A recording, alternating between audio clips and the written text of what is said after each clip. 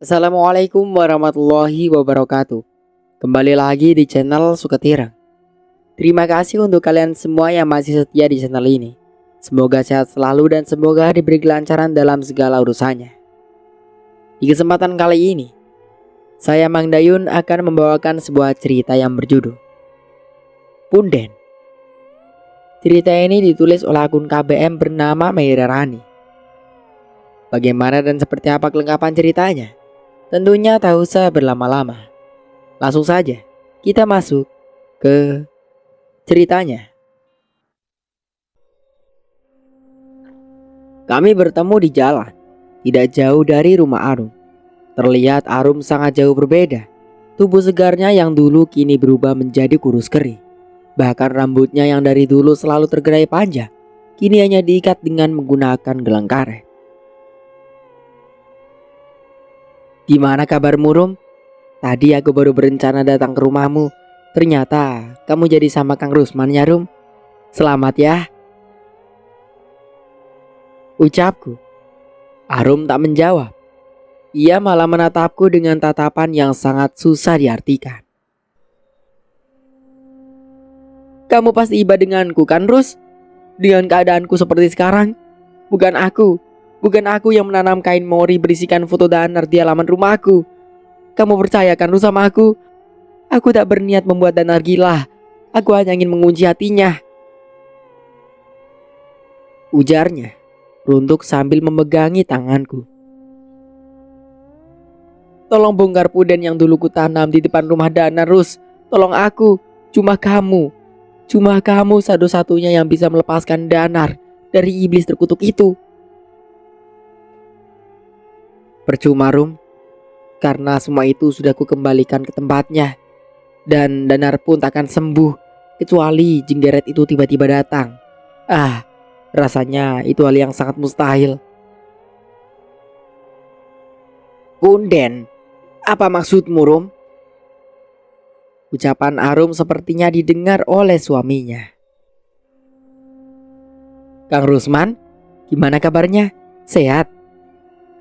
Tanya aku, mengalihkan perhatian Kang Rusman.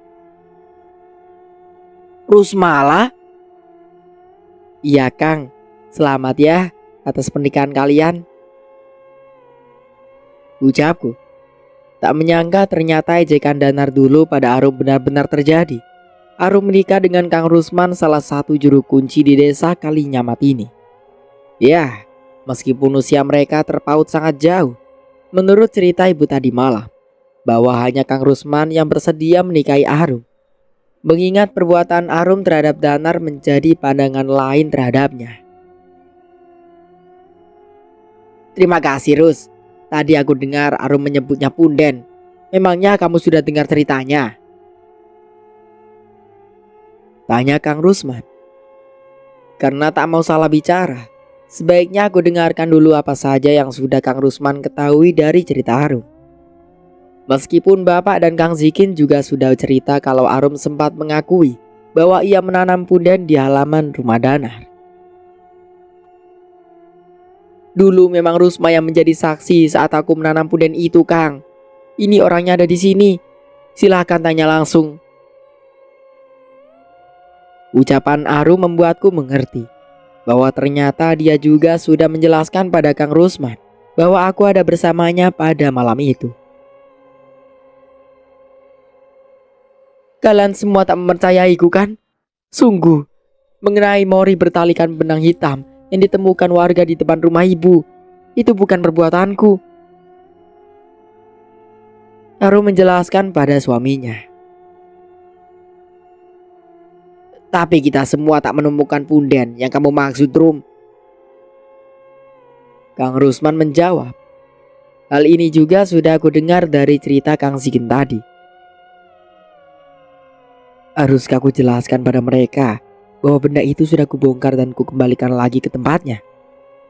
Dan juga mengenai kain mori bertalikan benang hitam yang memang sengaja kutanam di depan rumah Bulik Iroh. Jawab, Rus. Beritahu sama semuanya pada suamiku, pada bapak dan ibumu sekaligus orang satu kampung. Karena punden itu berbeda dengan kain mori, berbeda tujuan. Aku tak menginginkan Danar gila. Aku hanya ingin membuatnya terkunci. Terang Arum. Apa yang harus kukatakan pada Pasutri di hadapanku ini? Tolong Rus, kita datangi lagi halaman rumah Danar. Kamu pasti masih ingatkan tempatnya? Selama ini aku sudah menjadi fitnahan warga satu kampung bahwa akulah penyebab Danar gila. Sumpah demi Allah, bukan aku pelakunya. Arum mengulang kembali apa yang tadi sudah ia jelaskan padaku. Kain mori itu sudah dibakar oleh warga. Foto Danar juga sudah disiram menggunakan air solawat. Tapi Danar juga tak kunjung sembuh. Jalan satu-satunya, kita harus menemukan punden itu. Aku yakin kamu tahu tempatnya, Rus. Lepaskan Danar dari iblis itu. Arum mengulang untuk yang kesekian kalinya. Apa Arum tahu bahwa aku sudah membongkar punden itu? Dari kata-katanya, ia seolah mengetahui semuanya. Bahkan siapa yang menanam kain mori itu. Rum, meskipun kedua benda itu sudah ditemukan, bahkan dilenyapkan sekalipun, dan takkan sembuh, kecuali jenggeret yang membawa rambutnya bisa kita temukan. Jawabku dalam hati. Mungkin benda itu sudah bersatu dengan bumi, Rum. Untuk apa dicari? Yang penting kamu sudah mengakui semuanya. Bukti apapun tak akan bisa mengembalikan kepercayaan warga terhadapmu, Rum. Jawaban yang kuberikan pada Arum. Kalau begitu, kita temui Mbak Sumijan. Kita buktikan siapa yang bersalah di antara aku dan kamu. Arum menataku. Aku menarik nafas panjang, kemudian membuangnya perlahan. Dari cara bicara Arum, sepertinya memang dia sudah tahu siapa yang menanam kain mori itu. Meskipun kamu sudah tahu sekalipun, mustahil untuk menyembuhkan Danar, Rum. Kamu berani kan, Rus? Aku terpaksa mengangguk. Biarlah, nanti akan ku cari cara untuk mengelabui Arum. Sampai mati aku juga tak akan mengakui bahwa akulah yang membuat Danar jadi seperti itu. Jenggeret, terbanglah yang jauh, sejauh mungkin, agar Danar tak bisa disembuhkan. Gak perlu, Mbak. Saya percaya dengan cerita Mbak Arum. Biarlah yang terjadi pada Mas Danar sebagai pelajaran untuk hidup kami. Insya Allah, mulai Kamis depan saya akan membawa Mas Danar ke pondok pesantren, mengikuti ru'yah seperti anjuran Kiai Mutapakin. Fajar sudah berdiri di belakang kami. Siapapun yang berbuat jahat akan kembali kepada yang melakukan. Lanjutnya, lagi-lagi ucapan Fajar bagaikan cambuk yang siap memecutku kapan saja. Alhamdulillah, semoga semuanya berjalan seperti yang diinginkan, dan Danar juga bisa segera sembuh, ucap Kang Rusman. Amin. Fajar mengaminkan. Rusmala juga benar, Rum. Mau dibuktikan bagaimanapun, pandangan warga terhadapmu tak akan bisa berubah. 1-2 orang yang mempercayaimu jauh lebih ternilai dibandingkan ribuan masyarakat yang tak pernah mau mendengarkan pengakuanmu. Kang Rusman menasehati istrinya. Tatapan Arum semakin tak bisa aku artikan. Entah apa yang saat ini sedang ia pikirkan. Sepertinya Arum sedang menahan untuk tak berbicara. Aku tak bermaksud membuatmu jadi bantu tuan para warga satu kampung, Rum. Kamu sahabatku. Aku pun ikut merasakan sakit hati atas penghinaan Danar terhadapmu. Jika akan begini kejadiannya, aku akan menanam kain mori itu di tempat yang tak akan ditemukan orang. Maafkan aku, Rum. Mengingat kembali pada kejadian malam di mana Arum nekat mendatangi kuburan untuk mengambil punden. Sebenarnya aku menolak untuk menemaninya agar membuatnya mengurungkan niatnya. Tapi dengan terpaksa aku mengikutinya dari kejauhan karena Arum tetap kekeh. Setidaknya aku tahu punden siapa yang ia ambil. Setelah itu Arum menemuiku dan memintaku untuk menemaninya menanam benda itu di depan rumah Danar. Tapi karena hati kecilku merasa Danar tak seharusnya mendapat balasannya sedemikian rupa atas sakit hati yang Arum merasakan, terpaksa aku membongkarnya, lalu mengembalikan benda itu pada siang hari tanpa sepengetahuan Arum.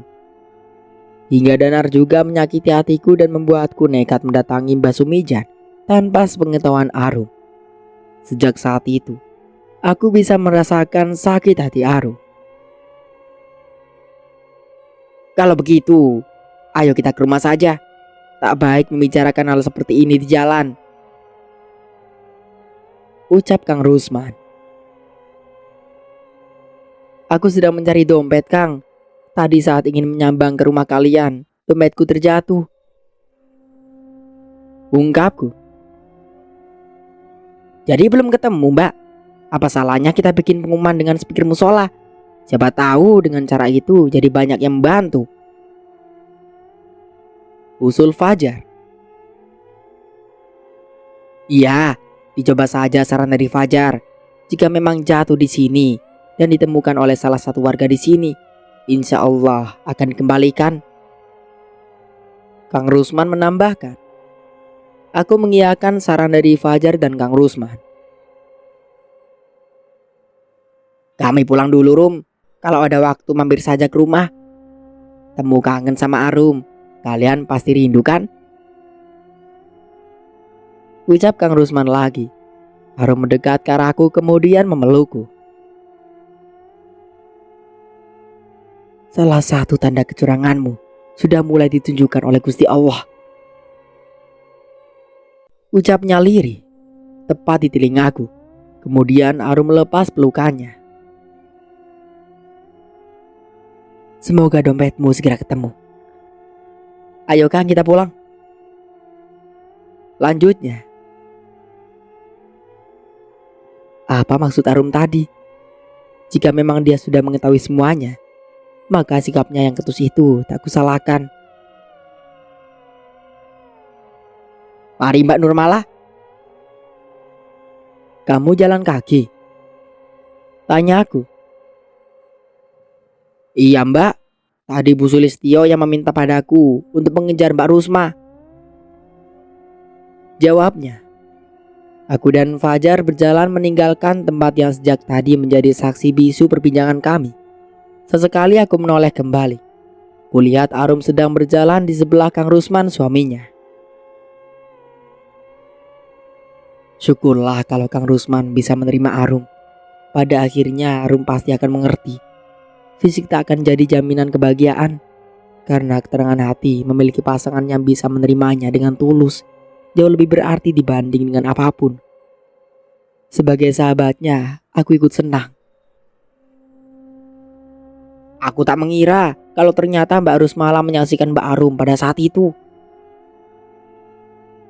ucap Fajar tiba-tiba. Selama ini bahkan Mbak Arum tak memberitahu pada kami bahwa Mbak Rusmala ada bersamanya pada malam itu, lanjutnya.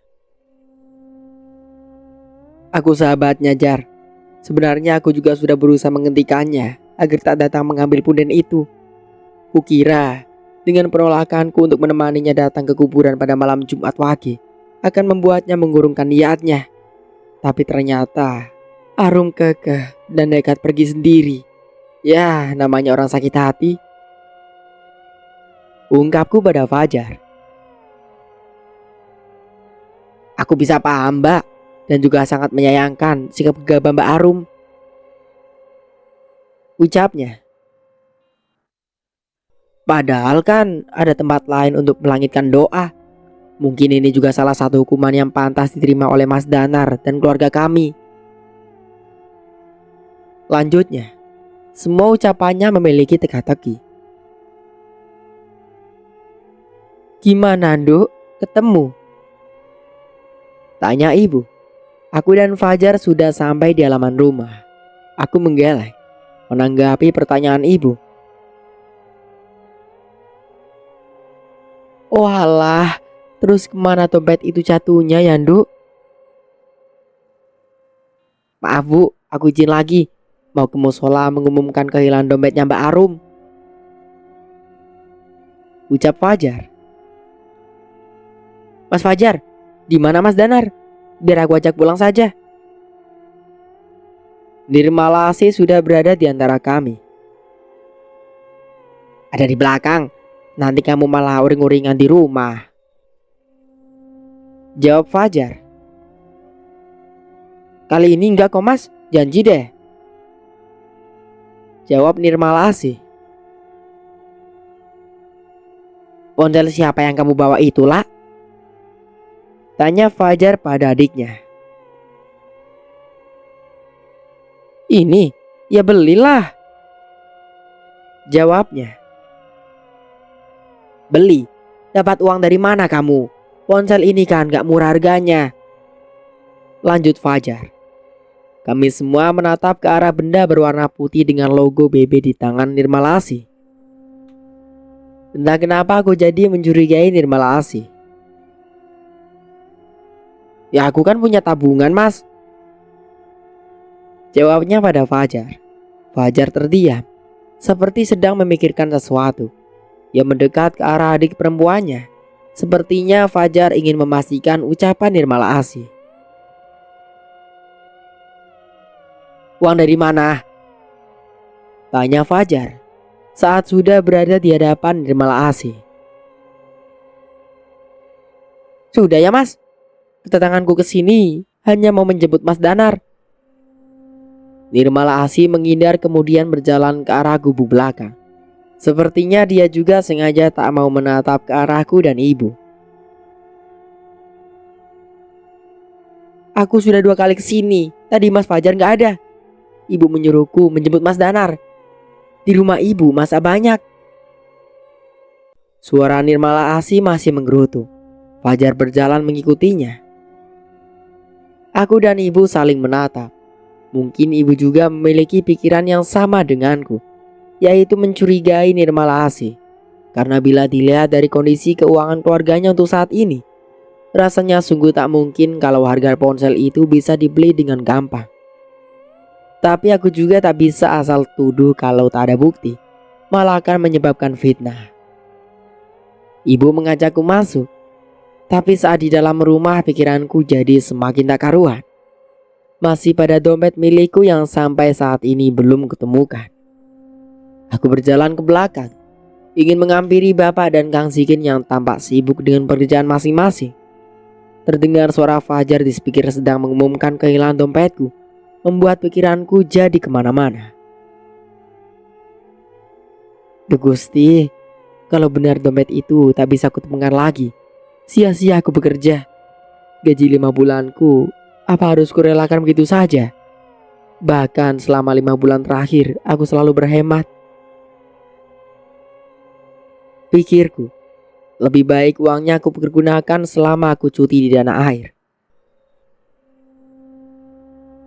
Semoga salah satu warga yang menemukan dompetmu bisa berbesar hati mau mengembalikan padamu, Yondo, ucap Bapak. Amin, Kang Zikin mengaminkan. Tadi kok ya dibawa semua, Tondo? Mbok bawa seperlunya saja, ibu menyambung. 3 gelas berisi kopi hitam baru ibu letakkan di ubin gubuk bersama dengan singkong goreng. Kalau tahu mau kehilangan begini, malah harus mangga keluar tadi Bu, jawabku. Ya sudah, berdoa saja. Semoga masih rezekimu dan bisa segera ditemukan, ucap ibu. Padahal uang itu juga akan kupergunakan untuk membayar kuliah Septian. Bagaimana jika tak ditemukan? Aku jadi teringat kata-kata Arum. Tapi ku yakin hilangnya dompetku tak ada hubungannya dengan apa yang Arum katakan tadi. Ya, ini hanya karena aku teledor dan bukan perkara balasan atau doa Fajar. Bukan. Tak lama Fajar kembali dari musola. Ia memarkirkan sepeda motor di sebelah gubuk. Diminum dulu kopinya, Jar. Minum dulu, Kang Zikin. Bapak mempersilahkan pada dua pekerjanya.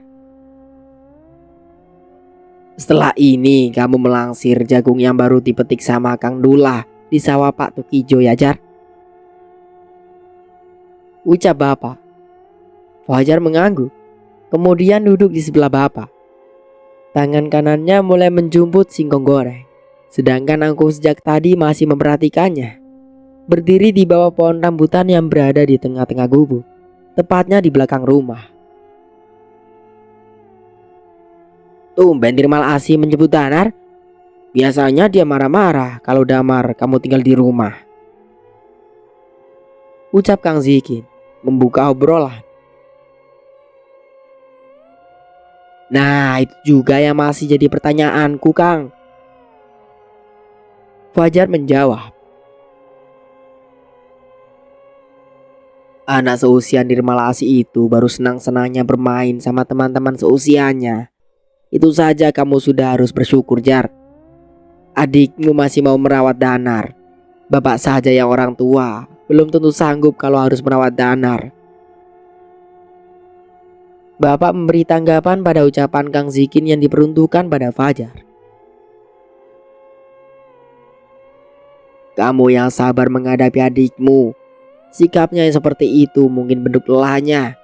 Ditambah dia harus merawat bapakmu, menerima keadaan orang tuanya yang tiba-tiba anjlok itu.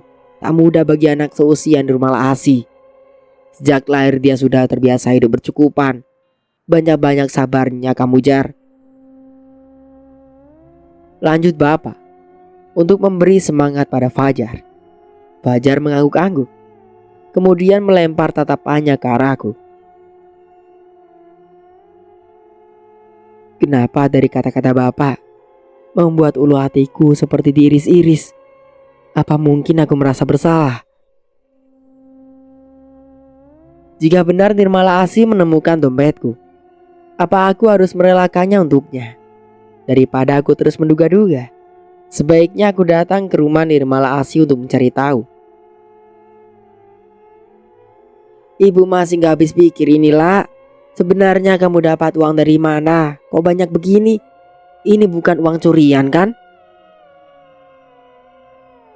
Terlihat sebuah pick up terparkir di depan rumah Nirmala Asi. Beberapa karung beras dan segala macam kebutuhan dapur baru saja diturunkan dari atas pick up. Nirmala Asi membayar total belanjaan yang tentu jumlahnya tak sedikit.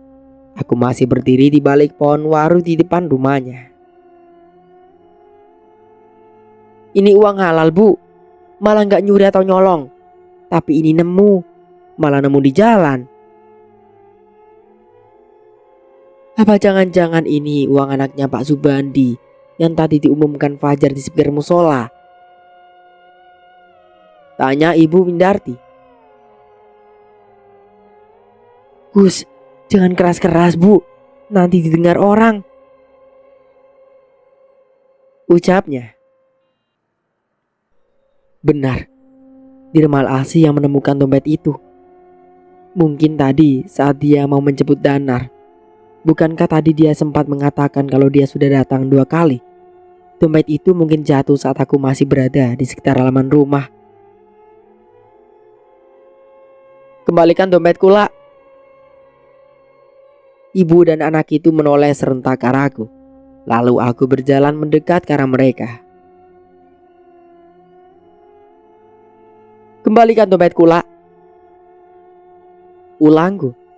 Berdiri di hadapan gadis belia yang terlihat sudah pucat pasi. Sebisa mungkin aku menahan agar tak meledak-ledak. Jadi benar, lah. Ini uang anaknya Pak Subandi. Ya Allah. Ucap Bu Indarti. Sejak dulu sampai sekarang Bu Indarti masih enggan memanggil namaku Rusmalah atau hanya sekedar Rus. Entah apa sebabnya, beliau masih memanggilku dengan embel-embel nama bapak. Nirmala Asi semakin gugup dengan pertanyaan ibunya. Tapi aku gak nyuri, aku nemu di jalan. Sangkalnya. Kamu temukan dompet itu di mana? Bukannya di dalam ada kartu tanda penduduk milikku. Harusnya kamu kembalikan. Selain uang ada beberapa surat-surat penting di dalamnya. Paspor dan visa, juga ponsel yang isinya nomor-nomor penting. Aku berbicara dengan nada mulai tinggi. Hampir saja aku tak bisa mengendalikan amarahku pada Nirmala Asih. Gimana Tola? Terus dompetnya kemana sekarang? Berikan pada anak Pak Subandi. Jangan bikin malu. Gimana kalau tetangga dengar dan menudingmu sebagai maling? Ayo kembalikan dompet itu sekarang. Sentak Bu Indarti. Nirmala Asih menunduk cepat. Kemudian kembali mendongak perlahan menatapku.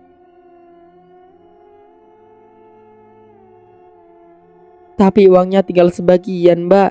Sudah kau pergunakan untuk membeli ponsel. Sebagian lagi untuk beli baju dan belanjaan ini,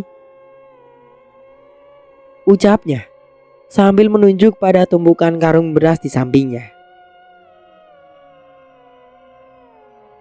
Apa kamu gak mikir sebelum menggunakan uang itu? Itu bukan milikmu. Seenaknya kamu lah. Sergaku. Entah kenapa wajah memelas Nirmala Asih tak membuatku iba sama sekali. Ada apa toh ini kok ribut-ribut Bu Indarti? Beberapa tetangga dekat rumah Bu Indarti ternyata ikut berdatangan. Mungkin karena suaraku sangat nyaring saat memarahi Nirmala Asih. Dompetku jatuh, ditemukan Nirmala Asih. Coba ibu-ibu lihat, bukannya mengembalikan, tapi malah dipergunakan untuk berbelanja. Ungkapku. Tentu saja penjelasanku membuat para tetangga saling berbisik, menatap Nirmala Asih dengan pandangan yang susah diartikan. Terlihat Nirmala Asih mulai meneteskan air matanya sambil menunduk. Sepertinya ia sangat malu dengan apa yang baru kubeberkan di hadapan para tetangga. Mana sekarang dompet itu? Sini berikan padaku. Sekalian sisa uang yang masih ada. Ucapku. Entah setan apa yang saat ini bersarang di dalam tubuhku. Amarahku semakin tak bisa kukendalikan.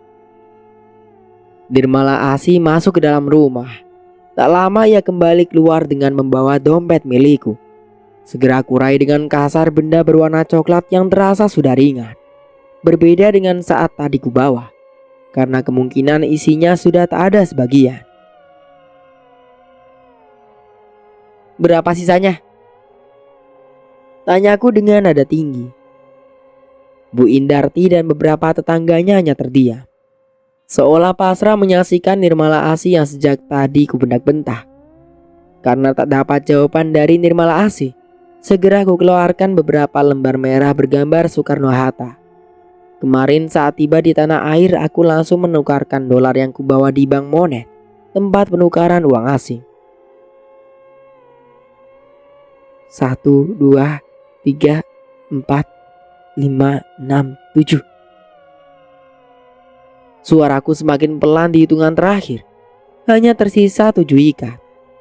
Itu berarti 8 ikat sudah dipergunakan oleh Nirmala Asih.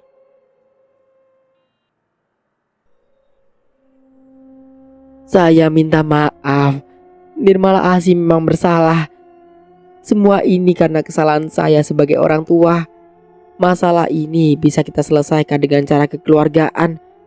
Nanti saya akan bicara dengan Fajar. Terang Bu Indarti. Beliau terlihat mengiba di hadapanku. Kalau ingat perbuatannya di masa lalu yang selalu merendahkan orang, rasanya aku tak ingin memberikan maaf padanya. Bu Indarti selalu menggunjing Arum. Tak ada satu tempat yang ia lewatkan tanpa menggunjing sahabatku itu. Mungkin itu rezeki mereka. Ikhlaskan. Tanpa sadar, telingaku seperti ada yang membisiki. Dan itu sangat jelas. Cuaca panas yang menghadirkan angin jadi menambah tengkuk leherku semakin merinding.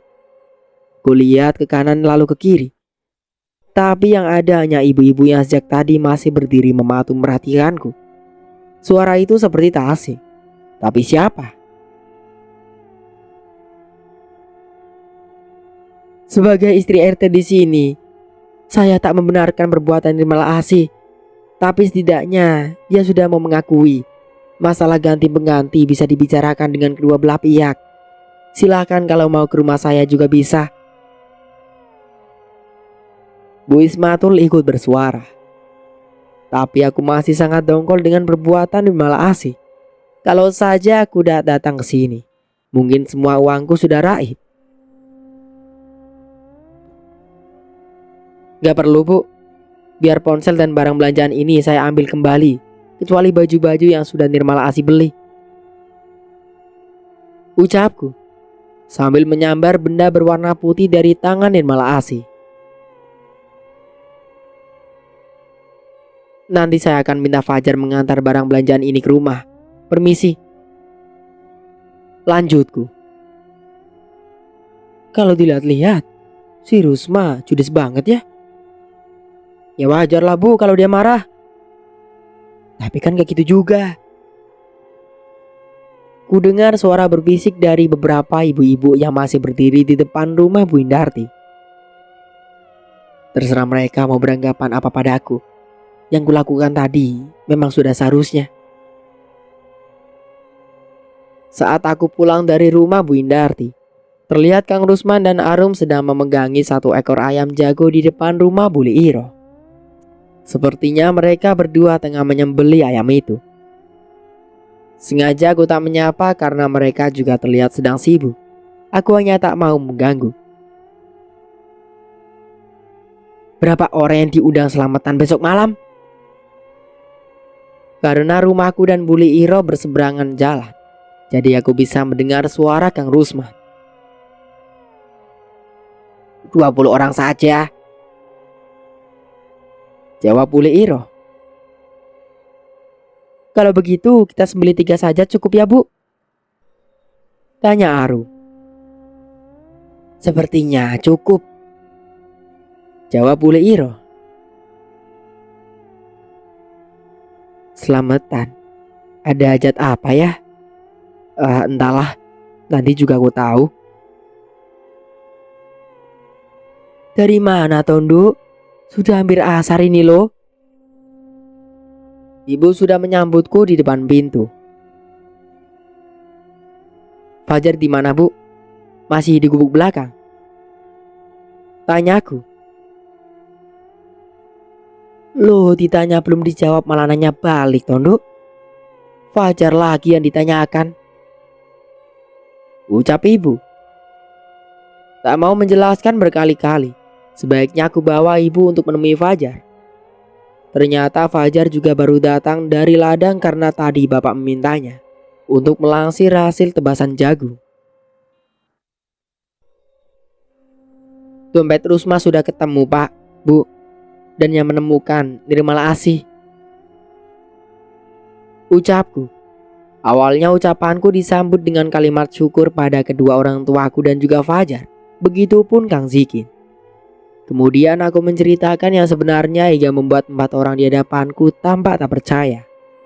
Tentunya Fajar juga sangat malu dengan perbuatan Nirmala Asih. Bapak memaklumi dan mewanti-wanti Fajar agar tak berbuat kasar pada Nirmala Asih. Setidaknya masih kembali, sudah ikhlaskan saja, ucap bapak. Fajar juga mengusung beberapa barang belanjaan dari rumahnya lalu diantar ke rumahku dengan menggunakan sepeda motor. Uang yang tersisa ini cuma cukup buat bayar kuliah Septian pak, ucapku. Itu berarti masih rezeki hatimu, jawab bapak. Hari berganti malam. Tak terasa aku sudah 2 malam berada di tanah air. Sholat duk, ini mukenamu, ucap ibu. Ini buku Yasin ibu letakkan di atas toilet. Setelah meletakkan mukena dan buku Yasin, ibu kembali dari kamarku. Jadi ini malam Jumat. Aku sampai lupa. Mataku memerhatikan mukena yang ibu letakkan di ranjang, tepat di sebelahku duduk. Selama 5 tahun, bahkan wajahku tak pernah menyentuh air wudhu, karena majikan tempatku bekerja tak mengizinkan aku untuk beribadah. Selain itu, aku juga harus berurusan dengan daging babi. Sebaiknya aku segera mengambil air wudhu. Aku berjalan ke depan, karena di halaman depan ada keran yang sengaja bapak buat untuk mencuci kaki. Baru saja aku memutar gagang keran, tiba-tiba hujan turun dengan lebatnya. Tentu saja aku segera berteduh di teras. Awan gelap bercampur kabut hampir menutup pencahayaan lampu. Mataku terbelalak saat sosok hitam berdiri di depan rumah Bule Iroh. Makin tinggi dan terus menatapku dari tempat di mana dulu aku menanam kain mori.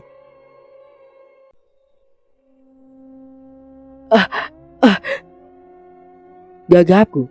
Entah, mulutku susah sekali untuk mengeluarkan suara. Tubuhku terasa kaku, susah sekali untuk digerakkan.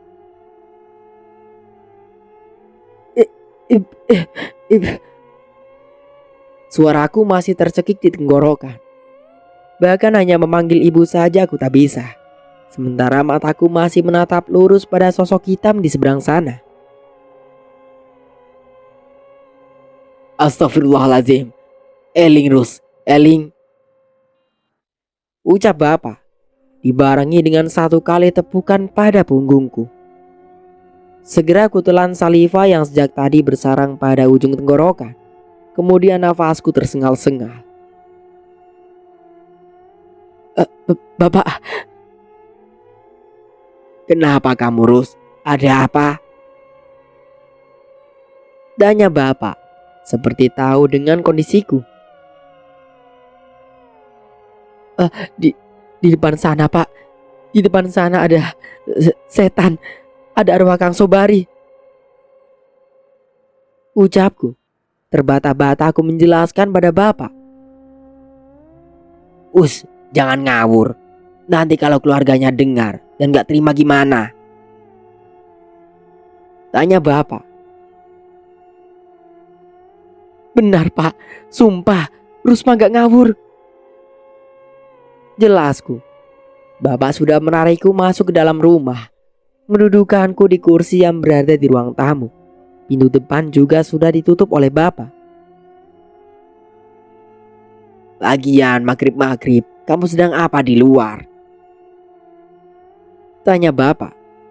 Satu gelas air putih bapak sodorkan ke tanganku. Rusma mau ambil air wudhu, Pak. Jawabku. Wudhu kan bisa di padasan belakang. Ucap bapak. Entah kenapa tadi aku malah punya keinginan berwudu di depan. Tadi benar-benar Kang Sobari, anak sulung Bule Iroh yang meninggal karena gantung diri di pohon nangka. Sepertinya tadi dia sangat marah denganku. Matanya begitu tajam menatapku. Astagfirullah. Ya sudah, kamu sholat. Ambil wudhu di dalam. Ucap bapak. Rusma takut, Pak. Jawabku. Bahkan aku menahan tangan bapak saat beliau mau beranjak. Takut? Walah, malah kayak anak TK saja kamu. Ada apa toh, Pak? Kenapa itu dengan Rusma? Kok wajahnya basah semua? Tanya ibu. Sesegera mungkin aku beranjak kemudian bergelendotan di belakang ibu. Bu, Rusma takut. Di depan tadi ada Kang Sobari. Bisikku. Sobari kan sudah lama meninggal. Mungkin sudah 10 tahun ya, Pak? Tanya ibu pada bapak. Kamu itu hanya berhalusinasi. Itu hanya pikiran kamu saja. Ucap bapak kemudian. Rusma gak bohong, Bu. Pak, Rusma benar-benar melihat dan yakin. Kang Sobari berdiri sambil menatap Rusma seperti marah sekali. Rusma takut, Bu. Aku mengulang kalimatku entah sampai berapa kali. Tubuhku masih menggigil. Bukan karena dingin, tapi sangat ketakutan. Istighfar, baca Al-Fatihah, baca ayat kursi, sholat, baca Yasin, minta temani ibumu sana, ucap bapak. Ibu menuntunku ke belakang, kemudian menyuruhku untuk wudhu. Tapi jangan ditinggal, Bu, ucapku. Iya. Saat masuk ke dalam kamar mandi, aku masih merasa takut, membayangkan kalau tiba-tiba sosok Kang Sobari muncul lagi. Duh Gusti, apa Kang Sobari marah denganku ya? Rusma sholat di kamar ibu aja, temani ya, Bu. Ya sudah, ayo, jawab ibu. Sepertinya ibu memahami dengan apa yang sedang kurasakan. Kalau begini keadaannya, sebaiknya aku segera kembali ke Singapura saja. Bisa mati ketakutan aku kalau tiap hari didatangi Kang Sobari. Ibu duduk di belakangku, seperti sedang menunggu anak kecil, karena aku memang minta ibu agar tak jauh dari tempatku. Selesai melakukan 3 rakaat, ibu memintaku untuk membaca Yasin. Tadi Rusma melihat Kang Rusman dan Arum sedang menyembelih ayam di depan rumah Bu Uli Iroh. Memangnya mereka mau punya hajat apa, Bu? Tanyaku pada ibu. Ibu malah belum dengar, Nduk, jawab ibu. Besok ibu rewang kan? Tanyaku. Ibu menggeleng. Loh, kenapa? Biasanya ibu atau Bu Uli Iroh akan bergantian rewang kalau punya hajat. Untuk sementara aku cukupkan dulu ceritanya sampai di sini. Sampai jumpa kembali di part berikutnya. Saya Mang Dayun pamit undur diri. Kurang lebihnya mohon maaf. Wassalamualaikum warahmatullahi wabarakatuh.